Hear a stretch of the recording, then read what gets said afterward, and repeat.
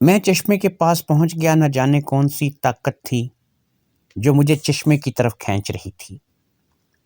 اور پھر جب میں چشمے کے کنارے پر پہنچا، ایک لمحے کے لیے ایسا لگا جیسے مجھے چکر سا آنے لگا ہے اور ساری وادی گھومنے لگی ہے۔ اور پھر دو خونی ہاتھ چشمے سے نکلے اور مجھے چشمے میں کھینچ لیا۔ میرے ذہن پہ ہر طرف اندھیرا چھا گیا۔ اندھیرے کا راج تھا اور میرے ذہن میں بھی اندھیرے کی دبیز چادر چڑھ چکی تھی۔ مجھے بھی مدیحہ اور مہر کی طرح چشمہ اپنی اندر کھینچ لیا تھا۔ میرے دماغ پر اندھیروں کی مکمل طور پر یلغار ہو چکی تھی، اور جو آخری خیال میرے ذہن کے کسی کونے میں آیا تھا وہ یہ تھا کہ شاید میری موت کا وقت قریب آ گیا ہے اور مجھے میری موت نے بلا لیا ہے۔ میں اپنی موت کی وادی میں اترتا چلا جا رہا ہوں۔ یہ ایک غار تھا، بہت بڑا غار۔ جب مجھے ہوش آیا میں نے دیکھا میرا جسم بالکل درست تھا، کسی قسم کی چوٹ کے نشان نہیں تھے۔ یہ ایک اندھیرا غار تھا۔ میں اس غار میں بے ہوش پڑا تھا۔ اندھیرے کی وجہ سے کچھ بھی دکھائی نہیں دے رہا تھا۔ میں اپنے ارد گرد کی چیزوں کو محسوس کرنا شروع کر دیا، اور پھر میرا ہاتھ ایک انسانی جسم کے ساتھ ٹکرایا۔ میرا ہاتھ اس کے سر پر تھا۔ میں نے آہستہ آہستہ اس کے چہرے پر اپنا ہاتھ گھمانا شروع کیا۔ اصل میں اس کے خد و خال سے اس چیز کا اندازہ لگانا چاہ رہا تھا کہ وہ کون ہے، کوئی انسان ہے یا کچھ اور ہے۔ جب میں اس کے چہرے پر اپنے ہاتھ کو گھما رہا تھا، تبھی مجھے یہ محسوس ہو گیا کہ وہ جو کوئی بھی ہے بہرحال انسان ہے۔ تب شاید وہ ہستی جو بھی تھی ہوش میں آنے لگی۔ وہ بھی ہوش میں آنے کے پروسیس سے گزر رہی تھی۔ یہ ایک انسانی چہرہ تھا۔ مجھے ایسا محسوس ہوا یہ مہر ہوگی یا پھر مدیحہ ہوگی۔ اس کے ساتھ ہی میرے اندر خوشی کی ایک لہر دوڑ گئی۔ شاید یہی وہ خوشی تھی جو مجھے ملنے والی تھی، جس کا مجھے احساس ہو رہا تھا۔ ہاں، مجھے معلوم نہیں یہ مدیحہ تھی یا مہر تھی، مگر مجھے یہ ان دونوں میں سے ہی کوئی لگ رہی تھی۔ اور پھر اسے ہوش آ گیا۔ اس نے نحیف سی آواز میں مجھے پکارا، شہریار، کیا یہ تم ہو؟ یہ مہر تھی، میری بیوی۔ میں نے کہا، ہاں مہر، یہ میں ہی ہوں۔ ہم لوگ کسی غار میں ہیں۔ اب مہر نے کہا، ہم کہاں پر ہیں؟ میں نے کہا، ہم غار میں ہیں۔ صحیح طرح سے تو معلوم نہیں کہ کہاں ہیں۔ بہرحال خونی چشمے نے جب ہم لوگوں کو اندر کھینچ لیا تھا، اور پھر تمہارے بعد مدیحہ کو بھی، اور پھر آخر میں بھی اسی خونی چشمے میں گرا تھا۔ اس کے بعد مجھے یہاں اس جگہ ہوش آ رہا ہے۔ سمجھ میں نہیں آ رہا کہ ہم ایک خونی چشمے میں گرنے کے بعد اس جگہ پر کیسے پہنچ گئے۔ یہاں پر تو پانی کا ایک قطرہ تک نہیں ہے۔ مہر نے کہا، مجھے کچھ پتہ نہیں۔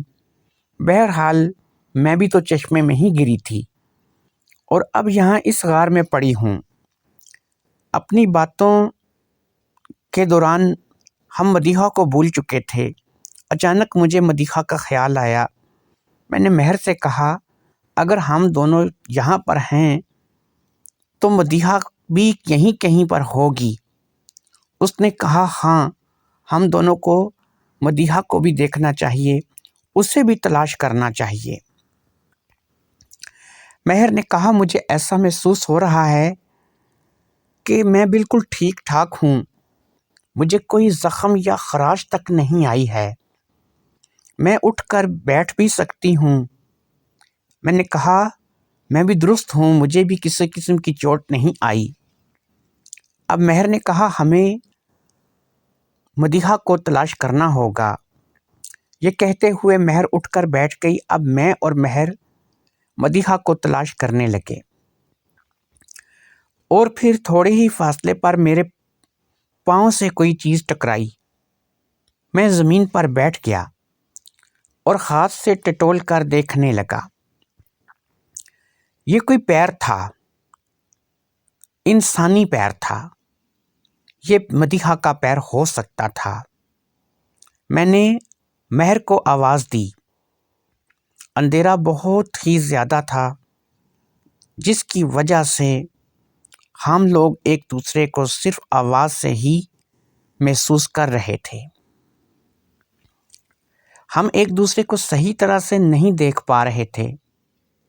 میری آواز سن کر مہر اندازے سے میری طرف بڑھنے لگی اور پھر وہ میرے پاس پہنچ گئی۔ میں نے اس سے بیٹھنے کو کہا اور اسے کہا کہ محسوس کرو، یہ بھی کوئی انسان معلوم ہوتا ہے، اور ہو سکے تو مدیحہ کو محسوس کرو اگر یہ مدیحہ ہے تو۔ مہر میرے ساتھ زمین پر بیٹھ گئی۔ اس نے بھی اس پیر کے سہارے دیکھنا شروع کیا اور محسوس کرتے ہوئے اس نے مجھے بتایا کہ یہ مدیحہ ہی ہے، کیونکہ یہ ایک نوجوان لڑکی ہے۔ اب مہر نے مدیحہ کو ہلانا جلانا بھی شروع کر دیا۔ تھوڑی ہی دیر میں مدیحہ کو ہوش آنے لگا، اور پھر تھوڑی ہی دیر میں مدیحہ بھی اٹھ کر بیٹھ گئی۔ اسے بھی کوئی چوٹ نہیں آئی تھی۔ ہم غار میں موجود تھے اور ایک دوسرے کو دیکھ نہیں رہے تھے، صرف محسوس کر رہے تھے۔ مدیحہ کے ہوش میں آ جانے کے بعد ایک مرتبہ پھر ہم تینوں اکٹھے ہو چکے تھے، کیونکہ خونی چشمے نے سب سے آخر میں مجھے اپنی طرف کھینچا تھا۔ اس لیے میں نے مدیحہ اور مہر کو اپنی اور ان کی ساری تفصیل بتا دی۔ مگر حیرت کی بات یہ تھی کہ ہم پانی کے اندر ایک خونی چشمے میں گرے تھے، تو اس وقت ہم کہاں پر تھے؟ یہ اللہ کا لاکھ لاکھ شکر ہے کہ مجھے کسی کا خطرے کا احساس نہیں ہو رہا تھا، بلکہ اس سے الٹا مجھے اچھا محسوس ہو رہا تھا۔ میں نے مدیحہ اور مہر سے کہا اب ہم لوگوں کو یہاں سے نکل کر اس اندھیرے سے چھٹکارا حاصل کرنا ہوگا، اور پھر بھوک بھی تو زوروں پر لگی ہوئی ہے، پتہ نہیں یہاں کچھ کھانے کو ملے گا بھی یا نہیں۔ میں نے مدیحہ اور مہر سے کہا تم لوگ میرے سمیت اس غار میں پھیل جاؤ اور یہاں سے باہر نکلنے کا راستہ تلاش کرو۔ وہ میرے کہنے پر الگ الگ سمت میں راستے کی تلاش میں نکل گئیں۔ میں نے بھی اللہ کا نام لے کر ایک راستہ اپنے لیے منتخب کیا اور وہاں پر چلنے لگا۔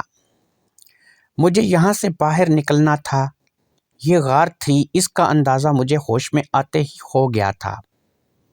بھوک کے مارے میرا برا حال تھا، اور یہی کیفیت مہر اور مدیحہ کی بھی تھی۔ ہم لوگ اس غار میں گھومتے پھرتے رہے۔ کافی دیر تک گھومنے کے بعد ہی ہمیں راستے کا پتہ نہیں چل رہا تھا۔ اس سے پہلے کہ ہم بالکل مایوس ہو جاتے، ایک طرف سے مدیحہ کی خوشی میں چہچہاتی ہوئی آواز ہمیں سنائی دی۔ میں اس آواز کی طرف لپکا، اور شاید یہی کام مہر نے بھی کیا ہوگا۔ ہم مدیحہ کو تلاش کرتے کرتے مدیحہ کی طرف بڑھنے لگے، اور ہم تھوڑی دیر میں ہی مدیحہ کے پاس پہنچ گئے۔ اب مدیحہ نے ہم دونوں کو کہا یہ دیوار دیکھو۔ میں نے اس دیوار سے دوسری طرف دیکھا ہے، ایک سوراخ ہے جس سے تھوڑی تھوڑی روشنی اندر آ رہی ہے، بالکل چھوٹا سا سوراخ ہے۔ مدیحہ کے کہنے پر ہم دونوں نے بھی دیوار کو ٹٹولنا شروع کیا۔ وہاں پر بالکل ایک چھوٹا سا سوراخ تھا۔ جب میں نے آنکھ اٹھا کر دیکھا، دوسری طرف مجھے روشنی محسوس ہو رہی تھی۔ یہاں سے راستہ بنا کر باہر نکلا جا سکتا تھا، لیکن اس کام کے لیے اس سوراخ کو اتنا کھلا کرنا تھا کہ جس میں سے آدمی گزر سکے۔ ہم تینوں اگر اس سوراخ کے راستے باہر جانا چاہتے تھے تو یا تو ہمیں اس راہ کو کھلا کرنا تھا یا پھر اس طرف کی دیوار کو توڑنا تھا۔ اب میرے کہنے پر مدیحہ اور مہر نے غار میں ایسی چیزوں کی تلاش شروع کر دی جس سے ہم یا تو یہ سوراخ کھلا کر سکیں یا دیوار کو توڑ سکیں، یا پھر کوئی ایسی چیز مل جائے جس کی مدد سے دیوار میں سوراخ کو بڑا کیا جا سکے۔ کافی دیر گھومنے پھرنے کے بعد چند پتھر ملے جو کہ غار کے اندر پڑے تھے۔ میں نے اللہ کو یاد کیا اور ان پتھروں سے اس سوراخ والی جگہ پر وار کرنا شروع کر دیے۔ چند وار کرنے کے بعد میرے ہاتھ کا پتھر ٹوٹ گیا۔ مجھے مہر نے ایک اور پتھر دیا۔ میں پھر سے شروع ہو گیا۔ اس کام میں میری حالت خراب کر دی تھی، مگر میرے اندر سے خوشی کا الارم تھا جو کہ مسلسل بج رہا تھا، اس لیے میں پتھر سے ایک پتھریلی دیوار کو توڑنے کی کوشش کر رہا تھا۔ تھوڑی ہی دیر میں ایک اور پتھر بھی ٹوٹ گیا، مگر اب دیوار بھی کافی حد تک ٹوٹ چکی تھی۔ مجھے اس بات کی امید پیدا ہو چکی تھی کہ تھوڑی ہی دیر میں ہم لوگ اس راستے سے باہر نکل جانے میں کامیاب ہو جائیں گے۔ اسی امید کے سہارے میں مسلسل پتھروں سے وار کر رہا تھا۔ میں اسی طرح پتھر توڑتا رہا اور دیوار بھی ٹوٹتی رہی، اور پھر اللہ کی مدد حاصل ہوئی اور دیوار میں کافی بڑا شگاف بن گیا۔ شگاف کے بنتے ہی روشنی کی لہر پورے غار میں پھیل گئی۔ اب غار میں روشنی آئی تو ہم لوگوں نے ایک دوسرے کو دیکھا۔ اللہ کا فضل ہے ہم تینوں ہی ٹھیک تھے۔ یہ غار چاروں طرف سے بند تھا اور نکلنے کا کوئی اور راستہ نہیں تھا۔ خیر ہم اللہ کا نام لے کر اس شگاف سے باہر نکل آئے۔ تھوڑی ہی دیر میں ہم تینوں باہر کھڑے تھے۔ ہم جہاں سے نکلے تھے وہ ایک پہاڑ تھا، مگر جس جگہ ہم نکلے تھے وہ ایک وادی تھی، ایک انتہائی حسین وادی، ایک بہت ہی سرسبز و شاداب وادی۔ ہم اس وادی کو دیکھ کر حیرت میں پڑ گئے۔ ہر طرف پھولوں اور پھلوں سے بھری وادی۔ بھوک کے مارے ہم سب کی بری حالت تھی۔ ہم سب پھلوں والے درختوں کی طرف بھاگ کھڑے ہوئے، اور پھر تھوڑی ہی دیر میں مہر اور مدیحہ اور میں قدرت کی نعمتوں سے انصاف کر رہے تھے۔ جیسے جیسے ہم پھل کھاتے جا رہے تھے ہمارے جسم میں طاقت آتی جا رہی تھی۔ اس وادی میں دور دور تک کوئی انسان، کوئی چرند پرند، کوئی جانور بھی دکھائی نہیں دے رہا تھا۔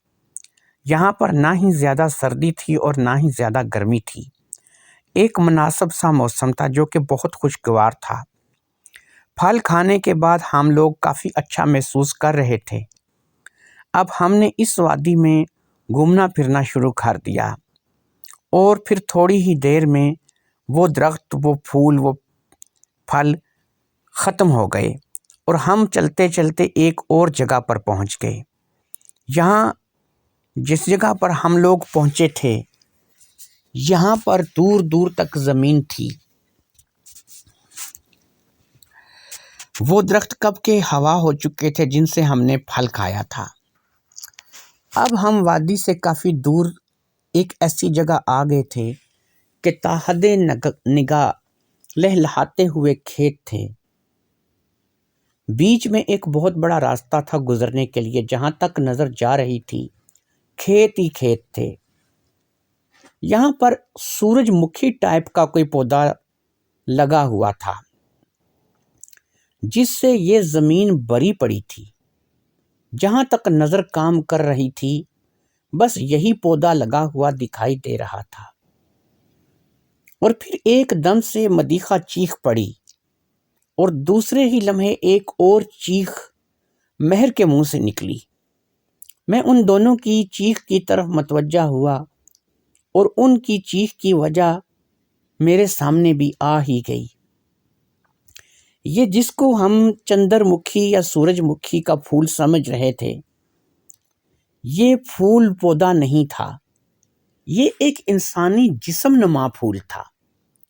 2 پیر تھے جو زمین کے اندر تھے، اور پھر اسی طرح اوپری جسم کی بناوٹ، اور اوپر 2 ہاتھ، اور جو پھول کا سر تھا وہ انسانی چہرے کی طرح تھا۔ وہاں پر ہر پھول، ہر پودا ایسا ہی تھا، بالکل انسانی جسم کی طرح۔ ایسا محسوس ہوتا تھا جیسے وہ انسانوں کی فصل ہے اور وہاں انسان کاشت کیے گئے ہیں۔ میرا مہر اور مدیحہ کا عجیب سا حال تھا۔ ہم تینوں اس وقت بے حد پریشان تھے۔ سمجھ سے باہر تھا یہ منظر، یہ فصل اور یہ انسان۔ یہاں ایک بات اور تھی کہ کچھ پودے تر و تازہ تھے، کچھ مرجھا چکے تھے، کچھ بڑے پودے تھے اور کچھ چھوٹے پودے تھے۔ اور پھر ایک پودے پر میری نظر پڑی جو کہ مرجھا چکا تھا۔ یہ کافی بڑا پودا تھا۔ میں نے اس پودے کا چہرہ دیکھا۔ مجھے ایسا لگا جیسے میں اس چہرے کو دیکھ چکا ہوں، مگر کہاں پر یہ یاد نہیں آ رہا تھا۔ پھر میں نے اسے اپنا وہم سمجھتے ہوئے آگے بڑھنا چاہا۔ اسی وقت میرے دماغ میں بجلی سی چمکی اور مجھے یاد آ گیا کہ وہ کس کا چہرہ ہے۔ وہ میرے دادا جان کا چہرہ تھا۔ جی ہاں، میرے دادا جان، جن کو فوت ہوئے تقریباً 13 سال کا عرصہ گزر چکا تھا۔ یہ کیسے ہو سکتا ہے؟ ایک انسان جو کہ مر چکا ہے، اور وہ بھی آج سے 13 سال پہلے، اس کی شکل کا پودا۔ میں کیا دیکھ رہا ہوں؟ مجھے کچھ سمجھ نہیں آ رہی تھی۔ اور پھر مدیحہ کی بھی ایک چیخ سنائی دی جس نے مجھے اپنے خیالات سے باہر کھینچ لیا۔ وہ رو رہی تھی۔ اس نے ایک پودے کی طرف اپنے ہاتھ کی انگلی سے اشارہ کر رکھا تھا۔ مدیحہ کے اشارہ کرنے پر میں پودے کی طرف متوجہ ہوا۔ مدیحہ روتے ہوئے بولی، امی، یہ میری امی ہے، بالکل یہ میری امی ہے۔ وہ پودا ابھی ہرا بھرا تھا، بالکل انسانی جسم جیسا۔ اس کا چہرہ عورتوں کی طرح تھا، وہ ایک عورت کی شکل کا تھا، اور مدیحہ نے کہا کہ وہ مدیحہ کی امی کی شکل ہے۔ میں نے روتی ہوئی مدیحہ سے کہا، تمہاری امی زندہ ہیں یا نہیں؟ مدیحہ نے مجھے دیکھا اور کہا، میری امی زندہ سلامت ہیں، مگر آپ ایسا کیوں پوچھ رہے ہیں؟ اب میں نے کہا، اس لیے کہ میرے دادا مر چکے ہیں۔ دادا مر چکے ہیں؟ کیا مطلب؟ اب کی بار مہر نے پوچھا، تو میں نے مہر اور مدیحہ کو اس پودے کے پاس لے گیا جو کہ مرجھا چکا تھا، جس میں مجھے اپنے دادا کا چہرہ دکھائی دیا تھا۔